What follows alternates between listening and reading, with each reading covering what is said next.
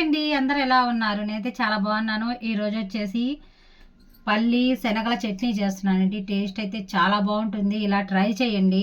ఏ టిఫిన్స్లోకైనా పర్ఫెక్ట్గా ఉంటుంది. ఓకేనా? ఇప్పుడు వీడియోలోకి వెళ్ళిపోదాం. ఇప్పుడైతే ఆయిల్ వేసుకుందాం.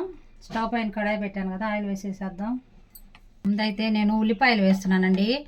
ఉల్లిపాయలు వేయడం వల్ల మనకి పచ్చడి అనేది, చట్నీ అనేది టేస్ట్ బాగుంటుంది, చాలా రుచి అనిపిస్తుంది. అందుకే నేను ఉల్లిపాయ వేస్తున్నాను. ఇలా ట్రై చేయండి, ఉల్లిపాయతో చాలా బాగుంటుంది. అయితే మిర్చి కూడా వేస్తున్నాను.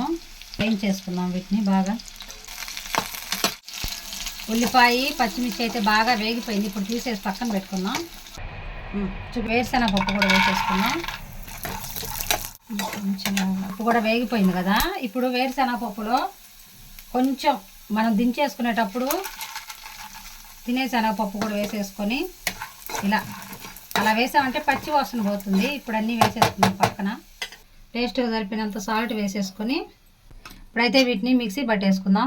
ఇప్పుడు మిక్సీ పట్టేసుకున్నాం కదా, చట్నీని దీంట్లో వేసేసుకుందాం వేరే బౌల్. ఇప్పుడైతే పోపు వేసేసుకుందామండి. చట్నీ పక్కన పెట్టేసుకొని చట్నీకి వేయించుకున్నాం కదా, ఆ బాండిట్లోనే కొంచెం నూనె వేస్తున్నాను పోపు కోసం. కొంచెం చాలు.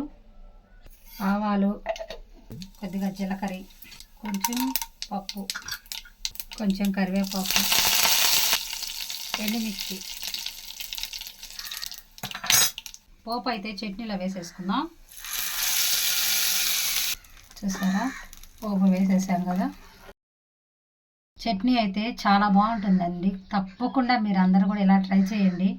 ఓకే అండి, మా వీడియోస్ కనుక నచ్చినట్లయితే లైక్ చేయండి, షేర్ చేయండి, సబ్స్క్రైబ్ చేసుకోండి.